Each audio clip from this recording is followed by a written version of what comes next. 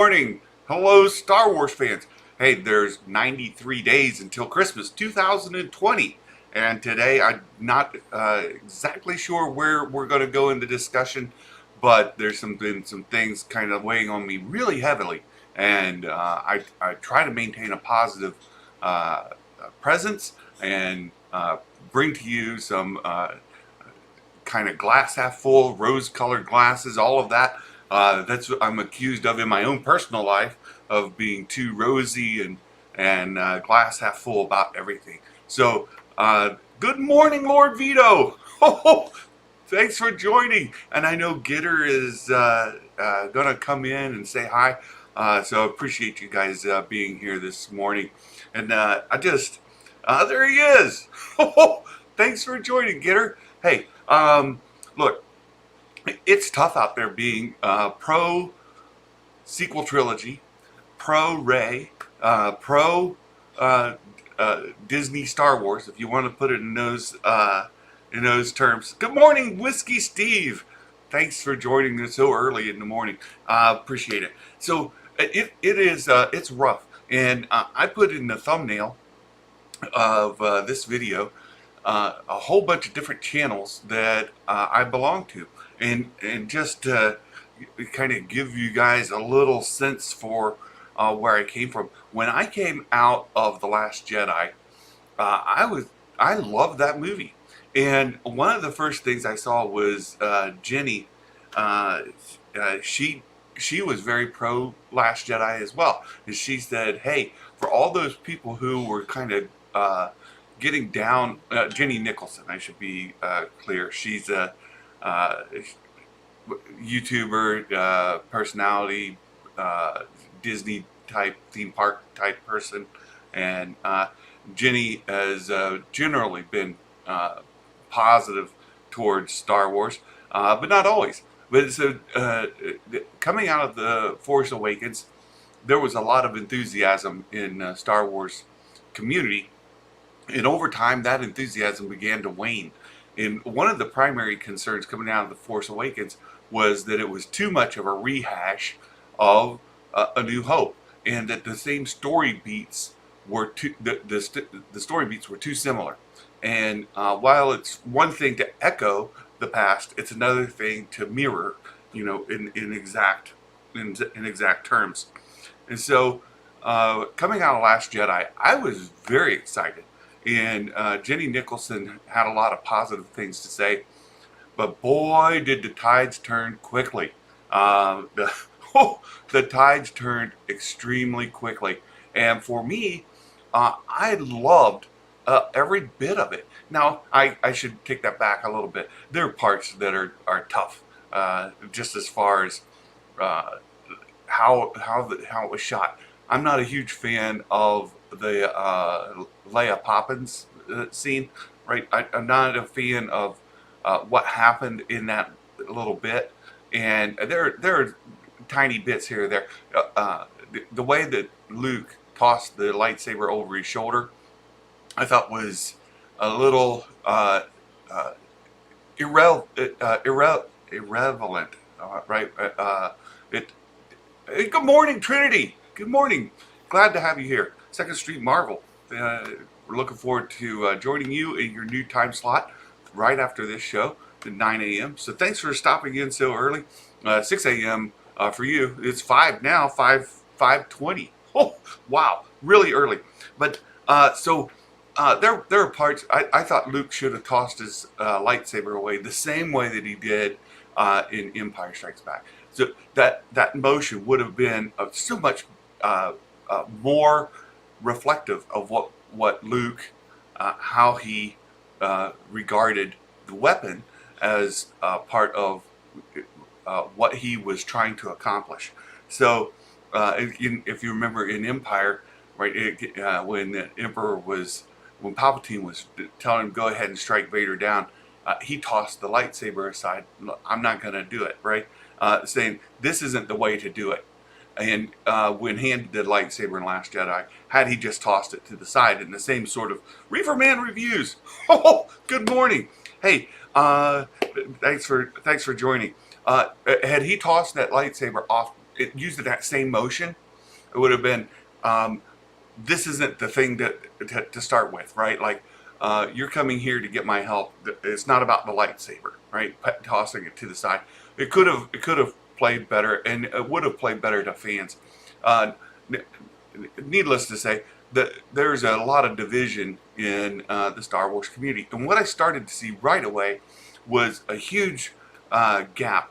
And I'll share with you a good friend of mine that I went to high school with. He's my best friend in high school. And look, Santa didn't have a lot of friends. I'm telling you, I had, you can count them on one hand, minus a thumb, how many friends that I had in school. Not, there weren't many. One of them is my wife. I married her. The other was this friend that I'm speaking of. Outside of that, there were people who didn't treat me as bad as other people. Oh, and for me, that was an improvement. So anyhow, this friend of mine, he came into town to visit, and we went to lunch together. And he started saying some things that were really, really troubling to me. As it regards, he said, "Well, I heard that he didn't watch Last Jedi." But one of his complaints, well, I heard that they made a stormtrooper a black guy. Why wouldn't it be a white guy? Or the main protagonist is a female. Why wouldn't it be a guy? And I started to see some kind of racist, sexist things in what he was talking about. Because personally, what's it matter? Honestly, what's it matter what race or gender a character is in Star Wars? It shouldn't matter whatsoever. So I was really challenged by that, first of all, and in hearing some of the things he had to say. And then secondly, a lot of things that were going on online kind of echoed those, but not so directly.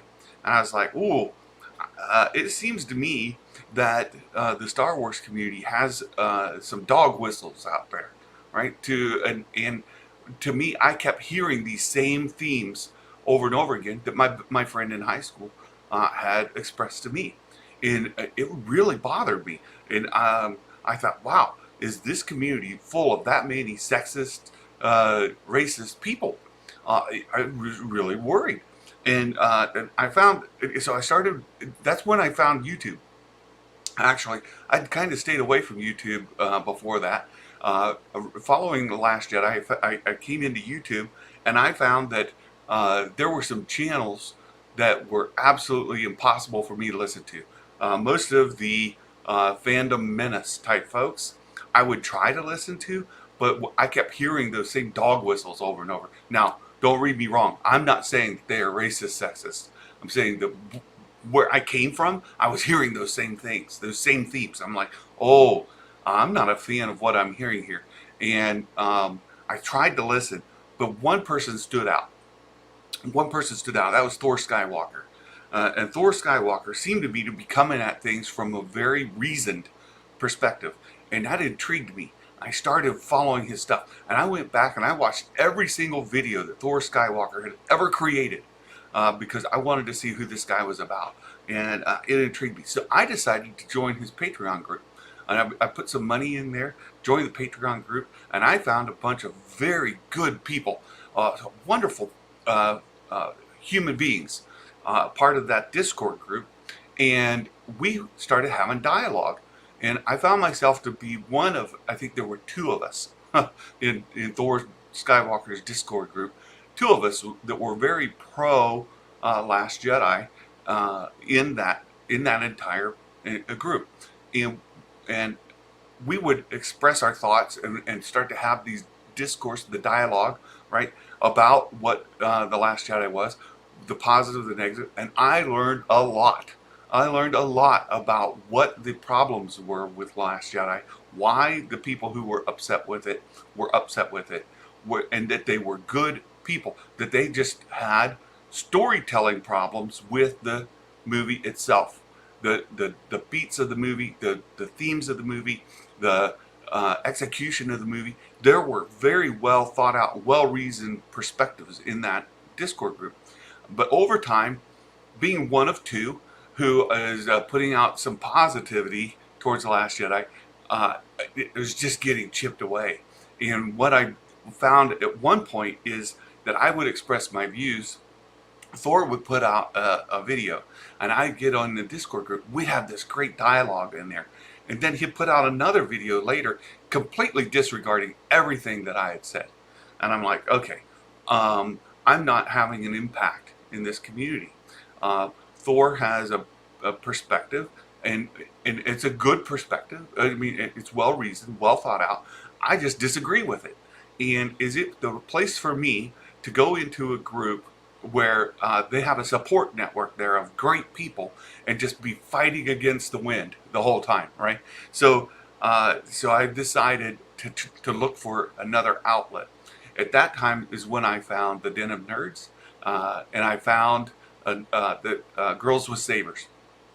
And those two groups were doing things very well. Girls with Sabers especially was very positive. Now they're Raylos, and I'm not a Raylo. I kept seeing this relationship between Finn and Rey. If anything, I'm a Finn Rey, and it's still to this day. That's where I reside.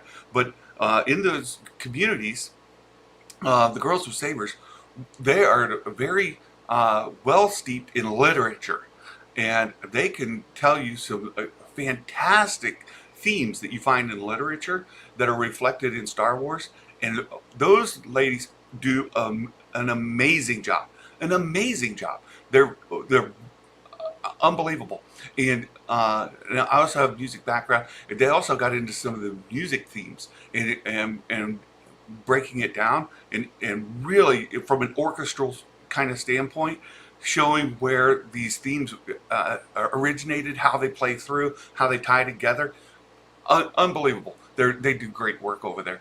And then Josh at the Den of Nerds would say, hey, there's all this negativity, but let's look at this from the other side as well, right? So Josh was very well reasoned. I was like, wow, this guy is amazing. Josh is generally positive, but able to acknowledge the negative and to say, hey, for all of you out there saying that it's great, hold your horses. There's this other stuff out there that's valid. I'm like, this guy here, generally positive, but acknowledges the negative. He's able to talk about things in a reasoned way from both perspectives. This guy is worth supporting. I pulled my support at that time from Thor Skywalker. I left his Discord group in good terms. Look, those are great people over there. I just feel like I was fighting against the wind, as I said, and I saw Reefer Man. Never fight the wind, I just break it. Santa gets guilty of that too. I gotta watch what I eat. Oh man, but yeah, I did see Josh on Star Wars Theory, and this is sort of what instigated my discussion this morning. I'll get there in a moment. But so Josh and Girls with Sabers, I decided to put my financial support to them.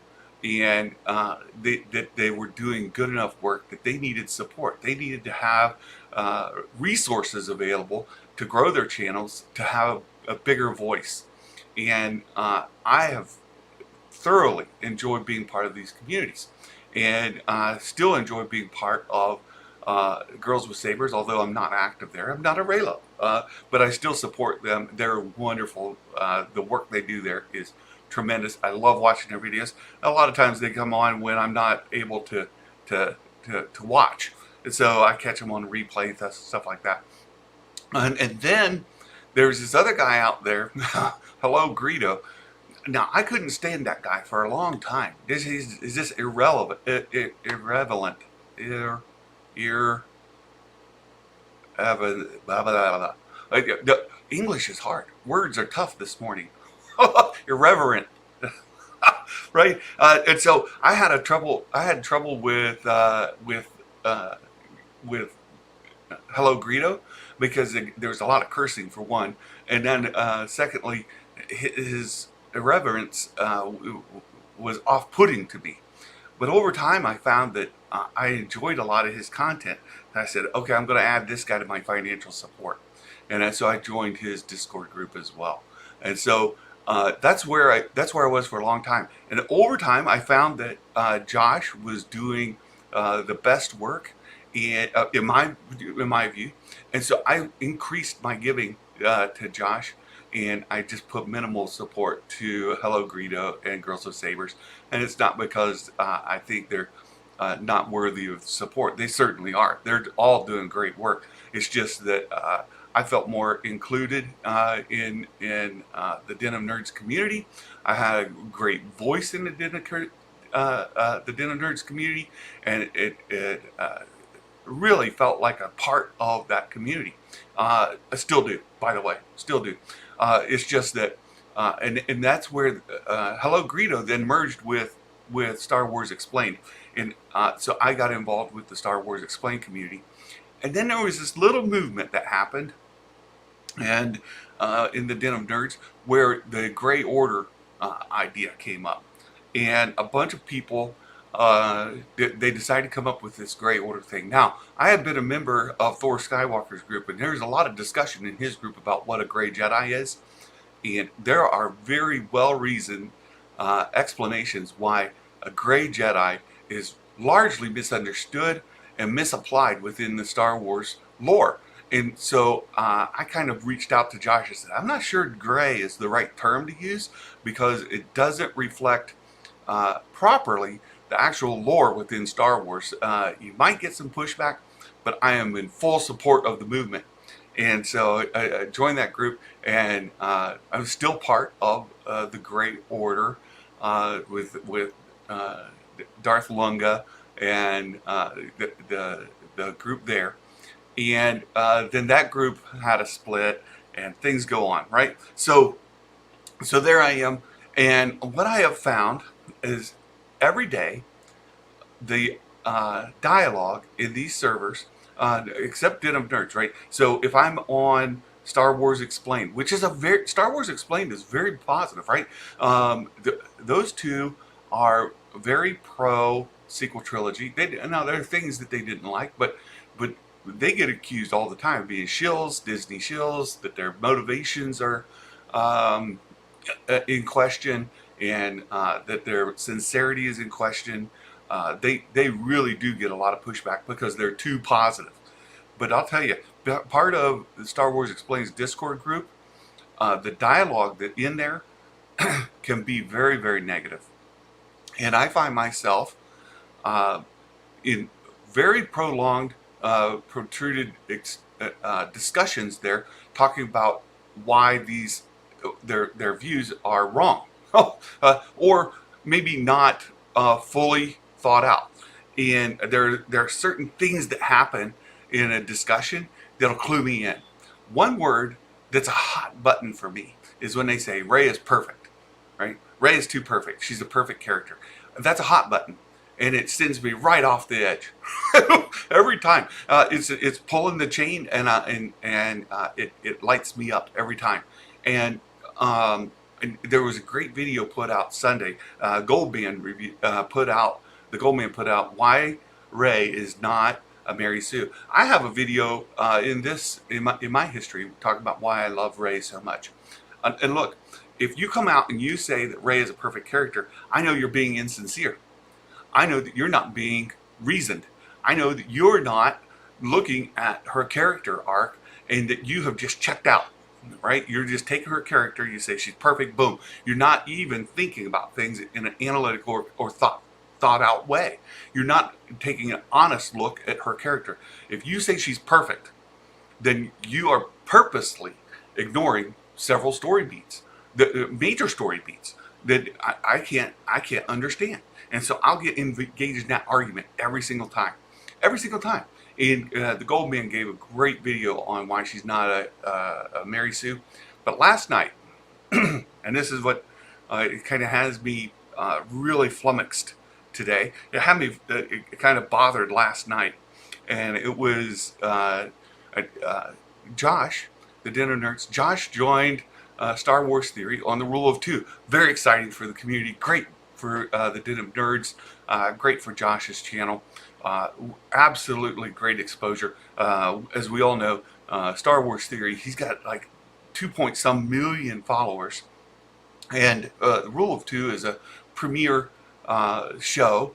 But most of us, as I've seen here as well, Star Wars Theory has become very negative on the sequel trilogy. and he had a tirade and a rant where he said in essence, he does not acknowledge them as canon anymore. They don't exist, and he had a long discussion about that. Good morning, Will Morgan. Oh, hey, so the part of Star Wars Theory, his followership. Look, the guy's got over 2 million followers, and that creates a lot of volume in a certain direction, right?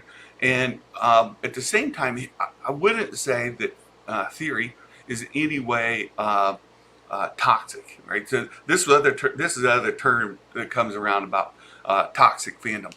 And a lot of time it's misapplied. When somebody is negative on a movie, doesn't mean they're toxic. You can find parts of a movie or a book, anything, right? A fandom and that you disagree with, or that you doesn't resonate with you, doesn't play well for you, that doesn't meet your criteria for what you consider to be a good medium. And that doesn't make you toxic. What toxic is when you start to then gatekeep other people and tell them that their opinions and their perspective is invalid. And Theory does a good job of not going there. He completely supports people who love the sequel trilogy, who follow it, and Josh is that way as well. Josh is a tremendous person, and he's been very welcoming to me, and we've had some great conversations. I love the guy. He's doing great work, continues to do great work. But last night, Theory said the magic words that send Santa right off the edge. And he said Rey's perfect in a way, not like, oh, she's a perfect character, she's got all these great qualities that make a great character, her story arc is great, like it's perfectly executed. Not that way. Trust me, not that way. Theories talk about in a poorly written character, perhaps even a Mary Sue type character, and that puts me over the edge. When you say that she's perfect, you're ignoring facts. Like you're ignoring facts. Like you're ignoring that she was sent to, and Goldman covered these things really well. She was sent to bring Luke Skywalker back. She returned without Luke Skywalker. That's not success. She went to turn Kylo to the light side. If you remember in The Last Jedi, when she went into that, I see the Star Trek reference here from Will. She went into the proton torpedo tube, right, and was shot out of the Falcon. That's not what it was, but you get my. And her whole point of going to Kylo was to bring him back to the light side, and that didn't happen either. So she failed in both of those attempts. There are many points along the way, and Goldman has a fantastic 2.5 hour video on why she's not a Mary Sue, about Rey. She's naive. She does not win a lot. There's one lightsaber duel on Starkiller Base in The Force Awakens where she overpowers Kylo, and that becomes the primary basis. That and the lifting boulders scene become the thing that everybody latches onto as proof that she's a Mary Sue, that she's perfect.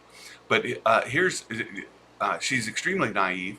She thinks that she can, if she just goes and earnestly talks to Kylo, that he'll see the light and he'll come through. And she goes and she talks earnestly with Luke and tells him the deed, he'll come back. She thinks that she can accomplish these things just by being earnest and truthful and asking. And at the same time, she in herself is insecure. She does not have a great deal of, like, she keeps wanting to go back in The Force Awakens. She wants to go back Jakku because she doesn't have aspirations to become a hero. That's not what she is trying to do. Her quest And this is where a lot of people get really off.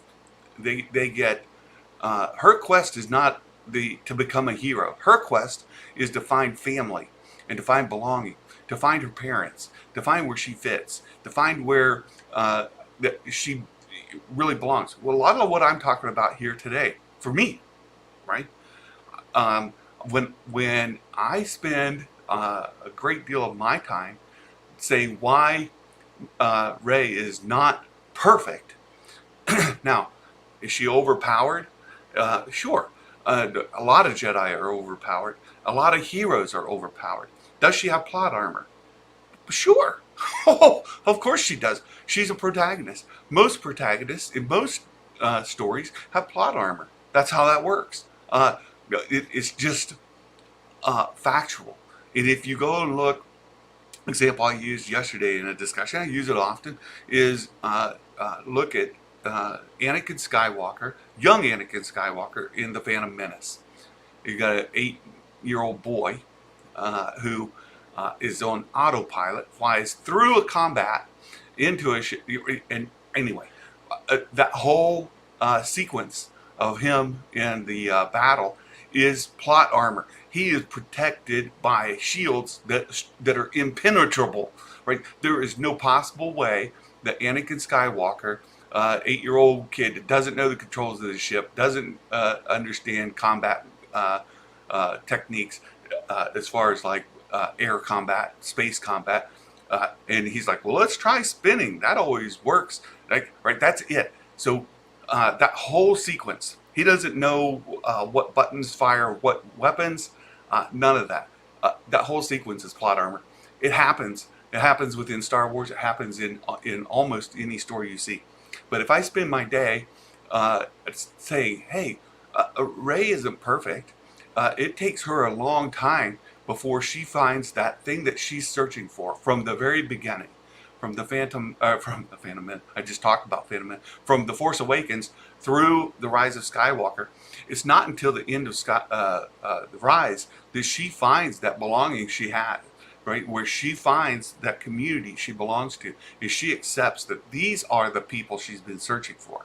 The people she's been searching for, and it goes back to what Maz told her in the very beginning, it's not behind you, it's ahead of you, right? The people she belongs to are Finn and Poe and Chewbacca, and like that group of people in the Resistance, they're the ones that love her, support her, and that will fight for her and protect her and be that community for her. And so, Fanjecture, Adam, good morning. Thank you. Yeah. So these are discussions I have even in Star Wars Explained, a very positive channel in Discord. Hello Greedo. Hello Greedo. In his channel, I have these prolonged discussions. And there's 2 other channels that I'm still part of, the from Thor Skywalker's community. And as you can imagine, those are very negative, and I'm practically the only voice. I primarily have those channels muted. I go visit there from time to time. They'll ask for my input, and I'll give it. My perspective is very positive. But when Josh and Al, right, Al Shul, put out the rant video on the sequel trilogy, it hit me hard. And I talked about that here. It hit me hard. And I reached out to Josh saying, look, I don't know if I belong anymore. And this is the context. This is context where I started in Thor Skywalker's group, just trying to be that positivity, trying to really understand the negativity, where it comes from. Is it racist, sexist? Found out, oh, no, it's absolutely not. It's well-reasoned. And people have justified reasons why they think what they do. And then, of course, found Josh because he's even positive and negative about these movies and about Star Wars as a whole. And Josh is still very, very positive on Star Wars as a whole. It's just the sequel trilogies he's checked off. Right? He's out. Right? He threw them in a dumpster, lit it on fire, sent it down the river. It's gone. And I get it. I get where he's coming from. It's disappointing me. It's hurtful. But at the same time, look, he's entitled to those perspectives. The other is the Gray Council. That was established to be this positive and negative that kind of came out of Josh and what he wanted to start. But most of you know that that is very negative as well. That group, the Grey Council, Darth Lunga is very negative on the sequels, and he has very negative things to say about Rey. He has very negative things to say about those movies, and it's hard for me to be part of something that is all negative. And I'm still a part of the Grey Council. I still admire what they stand for. It's just I don't have a voice there. And I know that I'm welcome. I know that they will invite me in to have chats with them. It's just that their core, their happy place, right, is negative. And now, unfortunately for me, that's become the case with the Den of Nerds, as far as it is with the sequel trilogy. It's just negative. That's it. Understand that that's the position of the channel, and so it's where do I fit in, and am I making a difference, right? Am I having any influence? And it's hard when you have people with 100,000 subscribers, 2 million subscribers, who can get by with saying Rey is perfect. Boom, it's accepted. Nobody challenges it. I'll get on there and I'll say a couple of words, but I'm with this tiny little blip that goes out of the chat in about 5 seconds. So I found it very frustrating last night to try to express those thoughts, and I found it frustrating there was no representation of that within the discussion at all, except for Josh saying, hey, there are people that love these movies, and Theory acknowledging that as well. Not from a negative perspective, but just saying, hey, they exist. So here I was last night.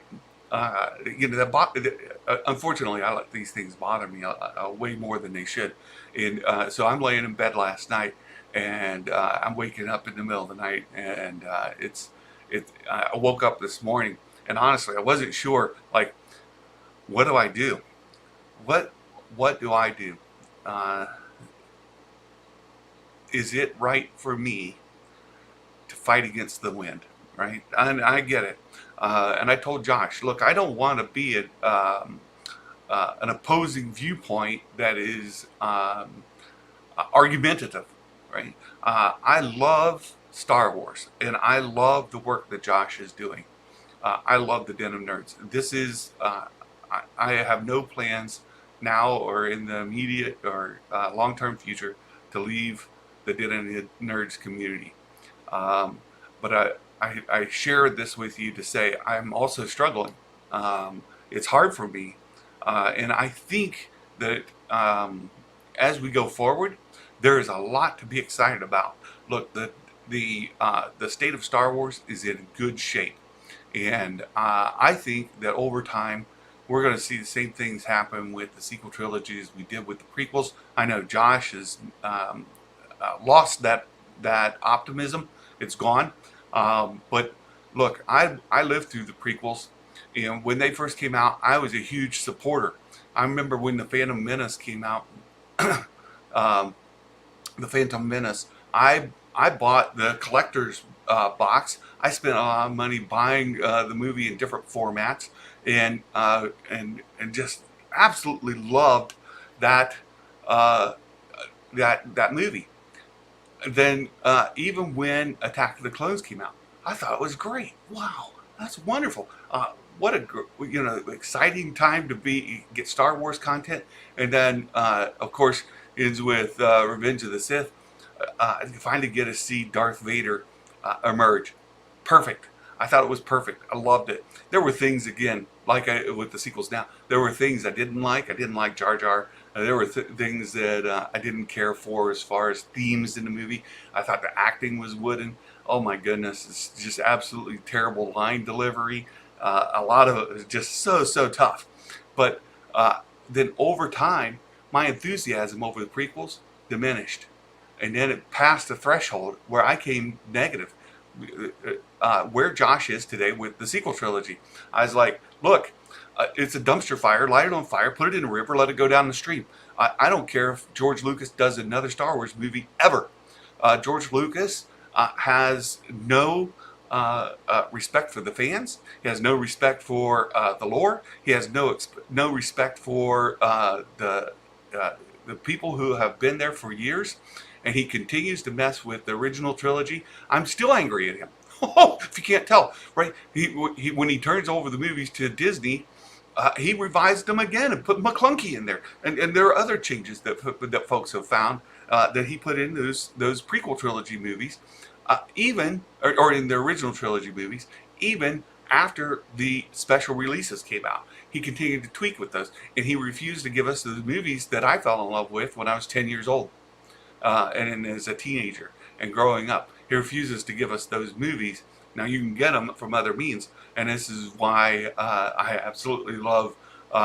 This is why I love Hello Garrido. Right? He remembers too, and he talks a lot about it. Just give me those movies in a special edition. I'll pay $100 for them, whatever I have to pay. Let me have them. Let me own them, and have them on physical media that I can keep and preserve and have. That would be fantastic. But then the Clone Wars animated series come by, and it gave a lot of context to those prequel era movies that I can go back now and watch them, and I still cringe. They still bother me. I still get mad at some scenes just because they're so ridiculous. They're terrible. They're absolutely terrible. But I have some respect for the movies, and I can watch them now without getting I can at least watch them with some amount of enjoyment. I don't like them, but I can enjoy watching them for what they mean to the overall saga. The sequels, I understand, are doing that for people today, and I think that eventually it'll turn. And so let me just catch up on a couple of comments. I see at least a couple I do want to address.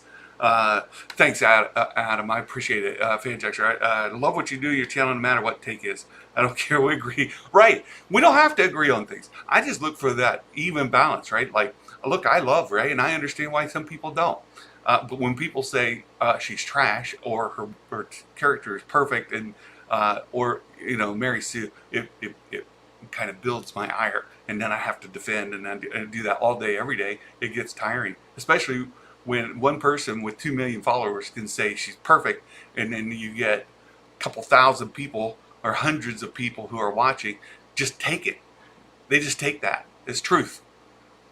There's no thought process goes into it. There's no critique of it. There's no analysis of it to say, is it accurate? So appreciate that. Let's see. Let's go on down. Reefer Man, in my experience, when certain communities become something I cannot get behind because of negativity or any reason, I walk away. Den of Nerds, 2nd Street, Fanjaxer is my home. I agree with you, Reefer Man. It's my home too. I love these guys. I love this community. It's just I'm personally sharing this with you because you're my friends. This is my community. This is where I belong, and this is where I get the support I need. And I'm just explaining to all of you where I am right now. This is me just opening up, letting you know this is what I'm struggling with. So appreciate it. Will, there's been scientific studies say nobody posts positive things on social media. Will, that goes right with the social dilemma, that movie on Netflix that Josh recommends. I recommend it as well. It touches on these themes, and it talks about some of that movement, and I agree. Applaud Josh. I think Josh spawns from an honest stance, not a negative for the sake of being negative.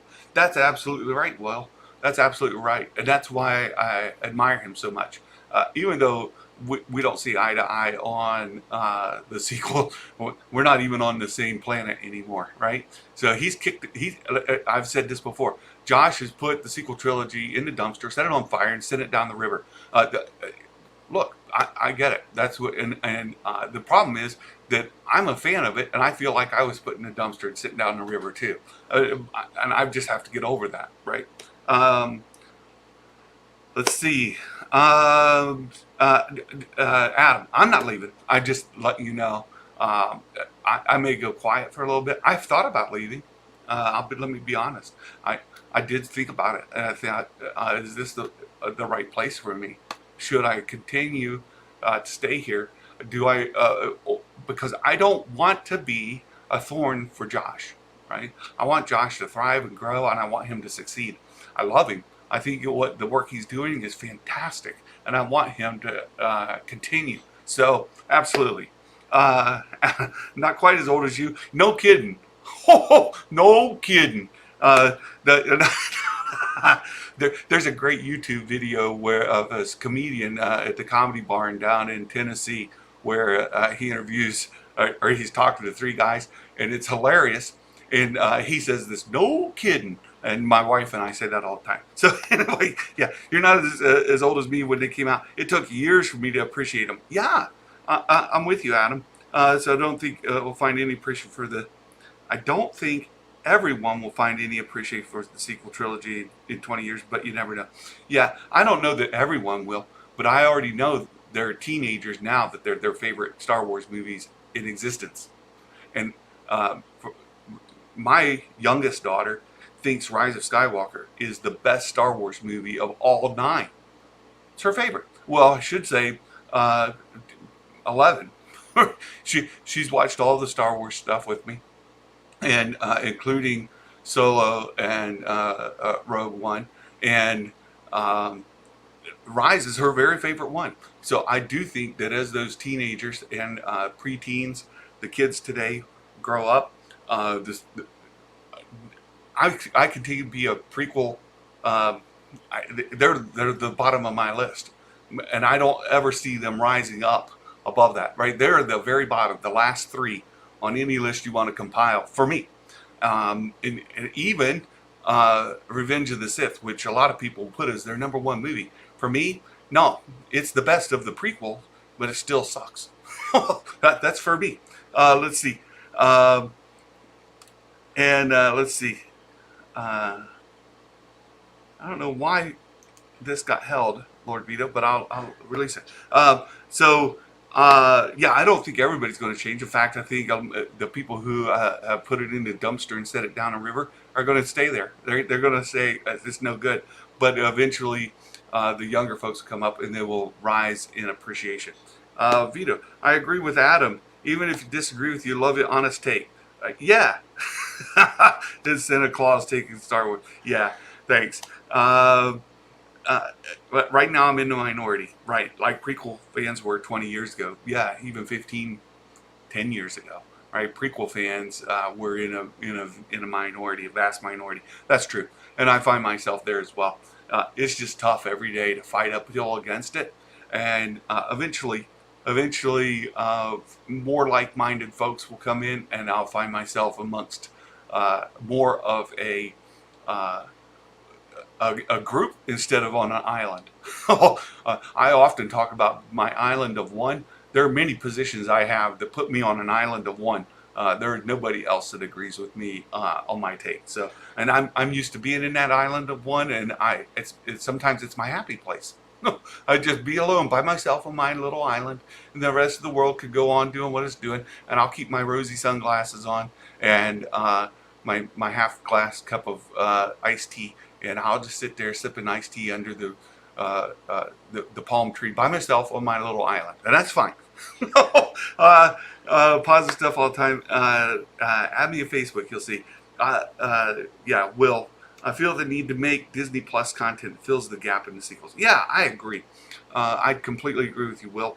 Let's see. Can't wait for comics instead of. Yeah.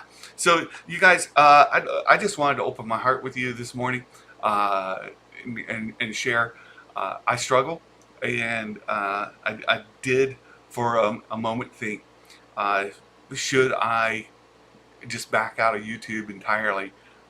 And get out for my own mental health, sanity, and because YouTube, it's hard to find other channels that I can enjoy consistently. Sometimes I just have to turn Josh off and let him do his rant, and that's fine. That's fine. We don't have to see eye to eye. I think the guy's wonderful. And we went to Pittsburgh on vacation, and I was communicating with Josh. Desperately wanted to catch that guy for lunch. I wanted to buy the guy lunch, but he couldn't get away. He's working hard. He's doing great work, and respect everything that he's doing. So this is to to bash on Josh or to tear him down, anything like that. I hope that doesn't come across that way. I truly do love this community, and this is where I belong. This is where I find the most support. This is where I find that more people who put up with me than practically anywhere else in my life. So I appreciate you guys. It's 9 o'clock. It's time for Trinity Stream. So I'm going to let you all go. Thank you so much for being here. Thank you so much for your support. And look, I'll be around. I may have to kind of subdue for a while and kind of sit quietly in the shadows for a while. But I'm not going to leave the den community. So hope you guys have a wonderful day today. I've got things to get done. So hope you all take care. And we will be in touch again soon. Have a great day. Merry Christmas, everybody. Bye-bye.